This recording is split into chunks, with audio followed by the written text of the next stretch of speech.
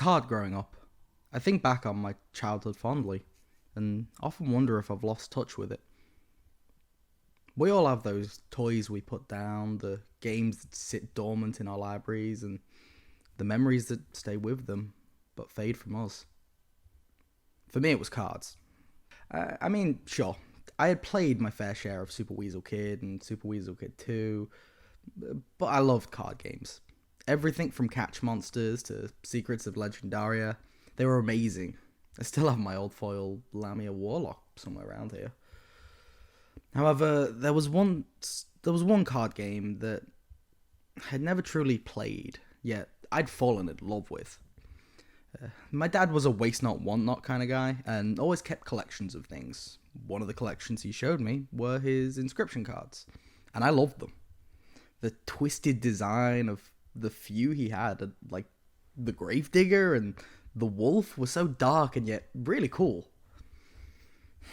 Unfortunately, they got binned or damaged and they were lost, as were the memories that I had made with them. With my dad.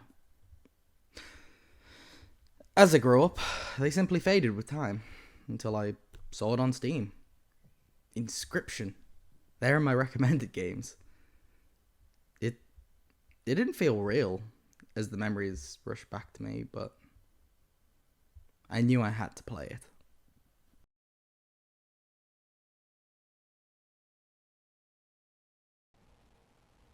Okay, time to figure out what's on this thing.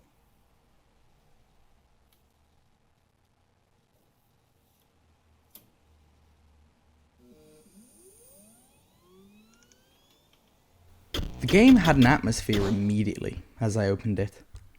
A strange voice greeting me with the same confusion, and a soundtrack that drew me in. Although I had to remember this was a Game Funa title, and the bugs were to be expected.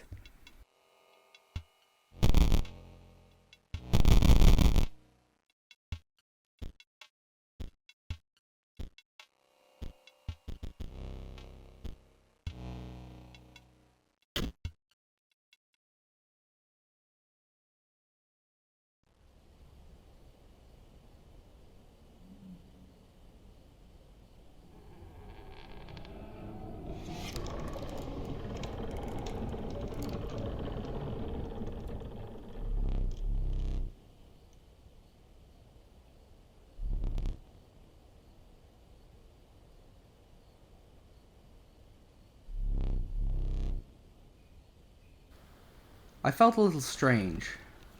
A combination of fear and excitement as I learnt the rules to a game I'd never played before, yet had waited for since I was a child.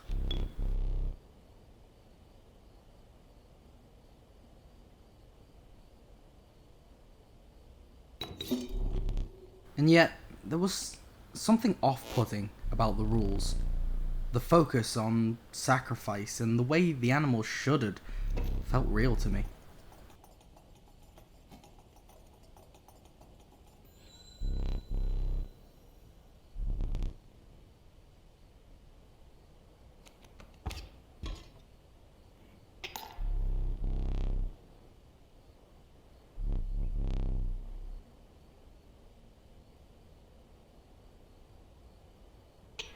Adding to the confusion was my opponent and my narrator. Who was he? His voice and dialogue were laden with menace, and yet I felt that same joy I had felt when I was young. The feeling of battling a worthy opponent, even if we were just standing on the tables in the schoolyard proclaiming it.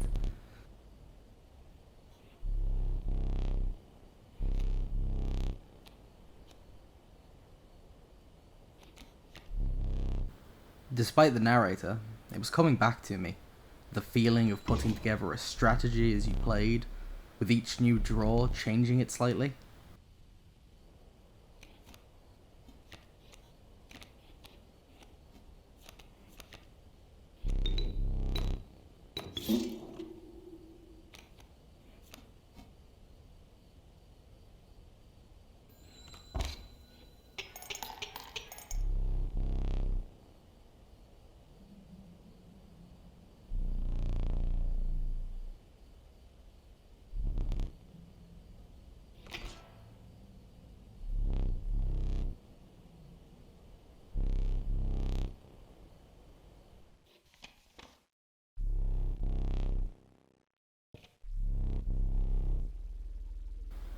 This wasn't what I was expecting.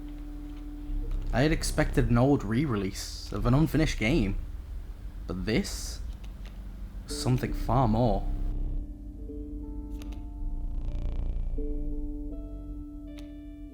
It had atmosphere, it had charm, it had something more beneath the surface.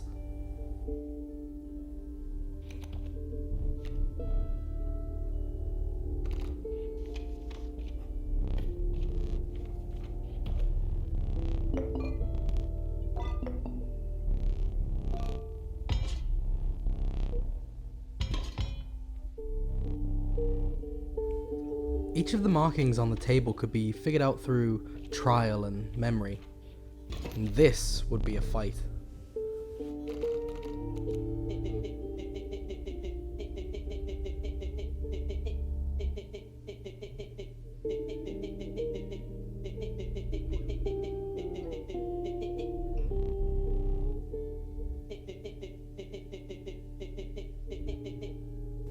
A stoat asking me to play along?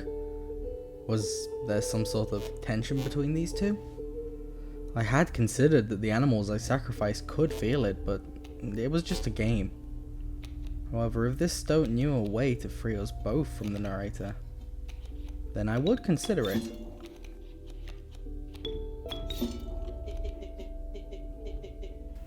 However, I won't pretend I fully trust the stoat either.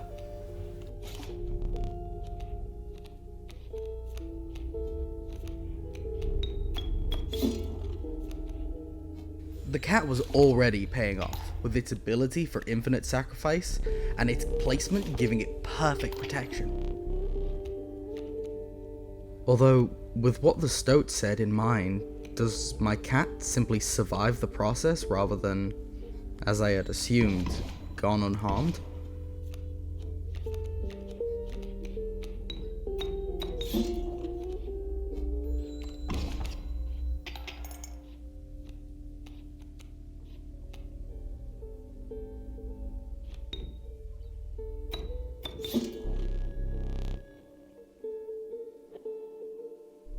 Those words chilled me as I read them, as if the game had been listening in on my thoughts. It's just paranoia, right?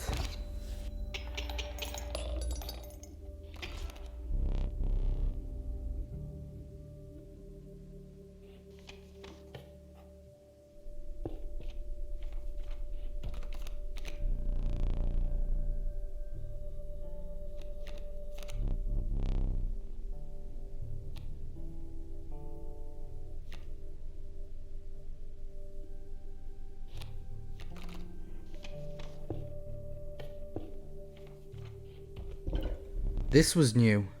These stones looked foreboding.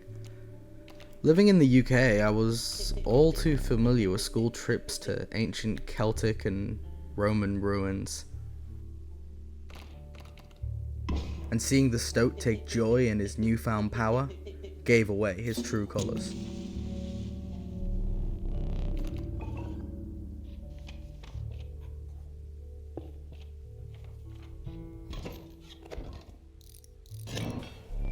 My narrator was also twisted, but in a far more childish way. Binding himself to rules he happily breaks in the name of spectacle.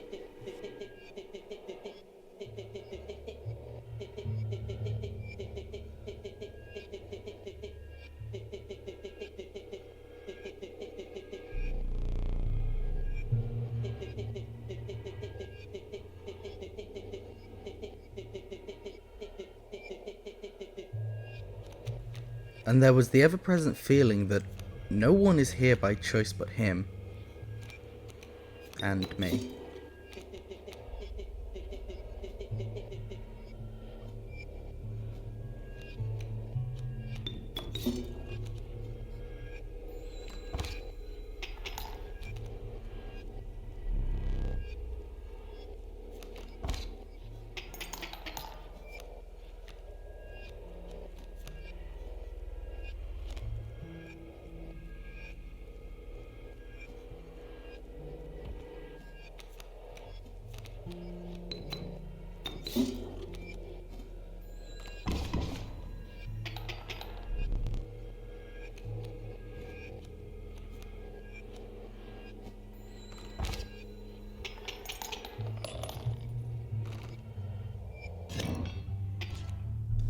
His words clung to me.